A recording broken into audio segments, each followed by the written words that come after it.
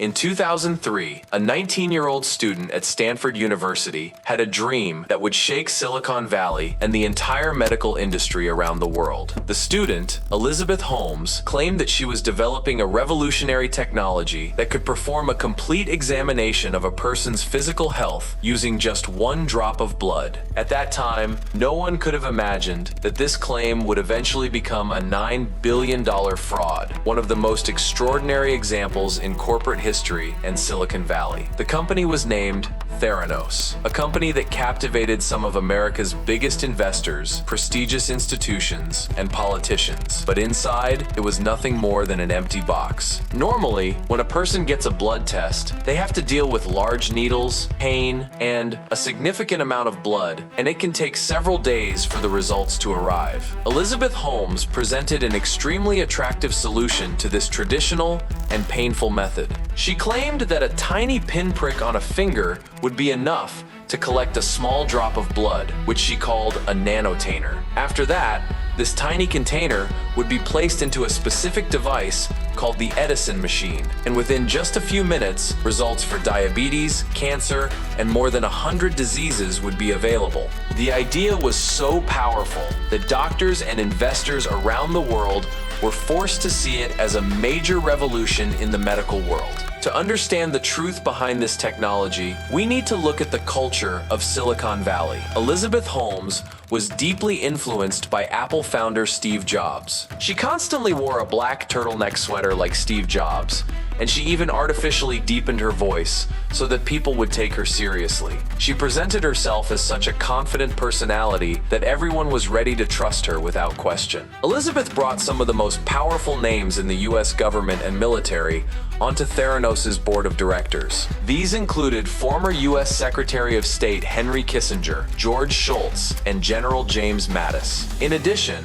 billionaires such as Rupert Murdoch and the Walton family poured hundreds of millions of dollars into her company, hoping that they were becoming part of a historic revolution. But the story did not end there. Behind the closed walls of the laboratory, the reality was completely different from this magnificent concept. The Theranos Edison machine, which was being presented as a miracle, was actually a completely failed device. The machine was never able to consistently produce accurate and reliable results. During experiments, the machine repeatedly malfunctioned, produced incorrect results from blood samples, and sometimes damaged the blood because of excessive heat. To hide this lie, Elizabeth Holmes and her business partner Ramesh Sunny Balwani took an extremely dangerous path. They brought conventional machines manufactured by commercial companies such as Siemens into the Theranos laboratory and began diluting patients' blood samples with water before running them through these large machines. This process made the blood test results so unreliable that patients were given incorrect reports for diseases they did not even have.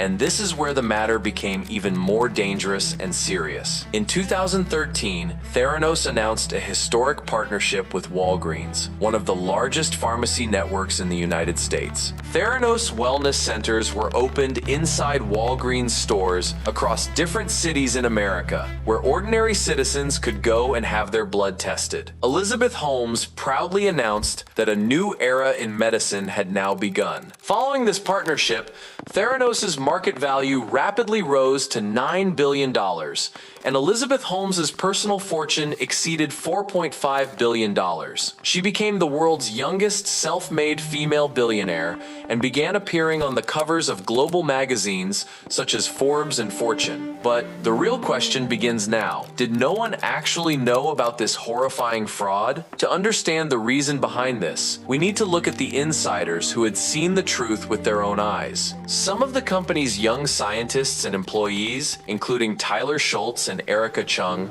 realized that Theranos was playing a dangerous game with patients' lives. Tyler Shultz, who was the grandson of board member George Shultz, pointed out these irregularities internally, but instead of listening to him, he was threatened with being silenced. A powerful team of Theranos lawyers, led by prominent attorney David Boies, began pursuing these employees and putting pressure on them through legal cases and surveillance so that they would not reveal the truth to the outside world. But the truth cannot be hidden forever. In October 2015, renowned investigative journalist John Carreyrou of the Wall Street Journal published an explosive article like a bombshell. Based on statements from former employees and solid evidence, the article revealed that the Theranos Edison machine did not actually work and that most tests were being conducted on conventional machines. As soon as the report came out, the medical world was shaken. The US FDA and other medical institutions immediately inspected